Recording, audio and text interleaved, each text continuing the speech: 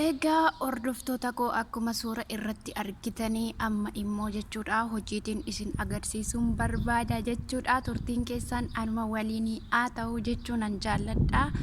Akkasuma egaa waa irraa barannu qabna jechuudha. Gara deemtu hundumaatti biyya kamiyyuu taanaanii waa tokko hojjechuu waa tokko yaaluun nama barbaachisaadha. Maaliif wanti hojjetamu hundumtuu iddoo isaatti namas barbaachisaa bu'aas qaba jechuudha. Tole egaa hordoftoota koo waan amma asitti argitan kuni akka afaan arabaatti naanaa jedhama. Naanaan kuni akkamitti hojjetame jennee gaafa ilaallu jalqabumaa shariikaa irraa biyyoo kanaa fi qodaa kana akkasittiin bitattu jechuudha. Naanaa kana jechuudha shaayiif baay'ee barbaachisaa kan ta'e kan baay'eellee mi'aawu akkuma beektani.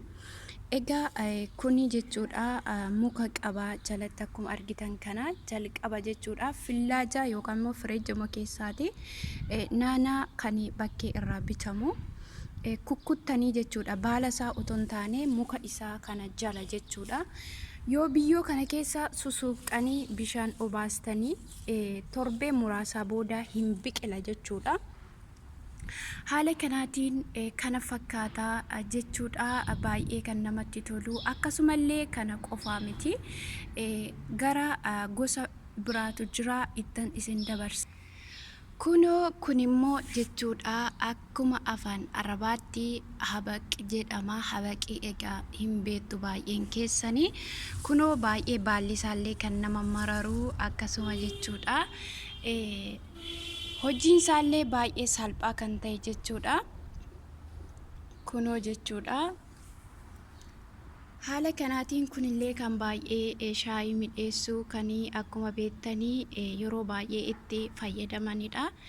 Kuni illee jechuudha hojiin isaa baay'ee salphaadha. Waanuma salphaatu hojii kana miidhagsuu danda'a jechuudha.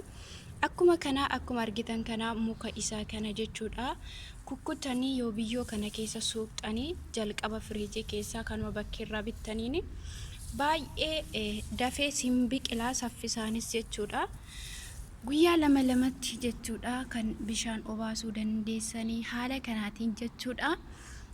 Shariikaa irraatii qodaasaa fi biyyoo isaa argachuu hin dandeessu. Haala kanaatiin mana jirtan keessatti gaafa biyya galtanillee otoo fayyadamtanii lafa yookaan immoo dachee irratti waa tokko oomishuu yoo rakkoo ta'ellee haala kana qodaa salphaa irratti oomishuu hin danda'ama jechuudha.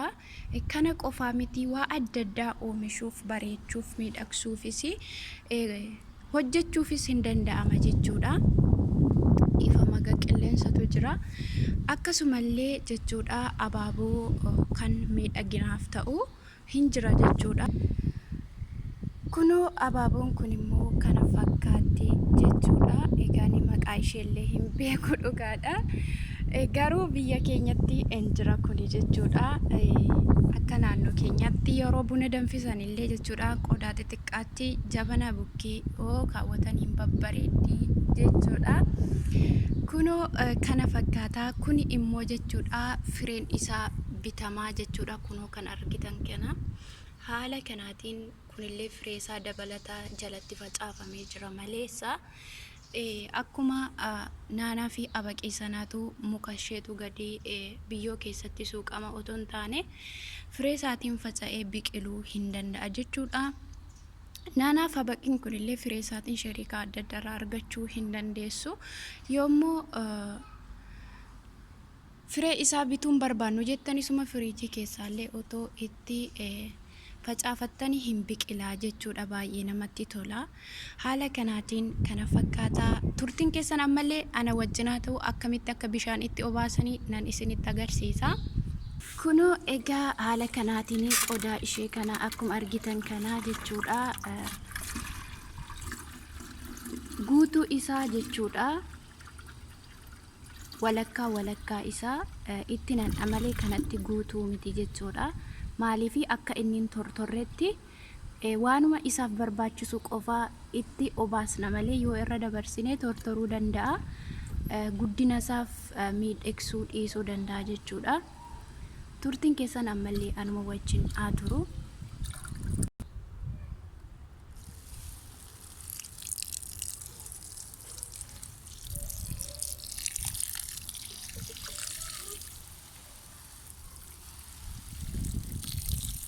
Kunoo bakka kana caalaa haaluma kanaatiin jechuudha, muraasa isaa obaasna jechuudha.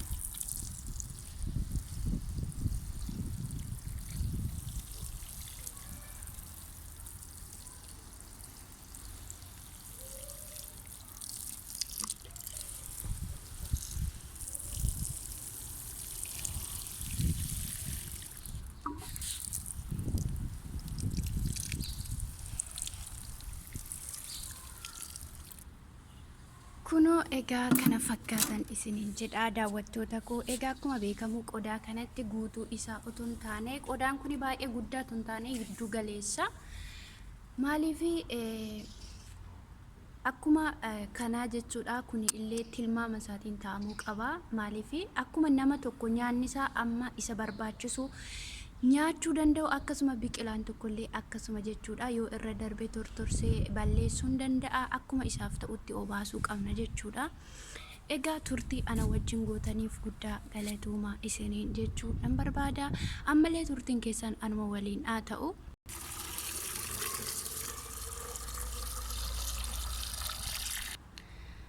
Kunoo ammas jechuudha, kan biraallee gosa biraatiin injira jechuudha. Kuni ammoo jechuudha fireesaa illee injira, akkasuma kuni biqilaa masaatu bitame jechuudha. Xiqqoo ta'ee kan bitame, amma garuu kunoo guddatee jira.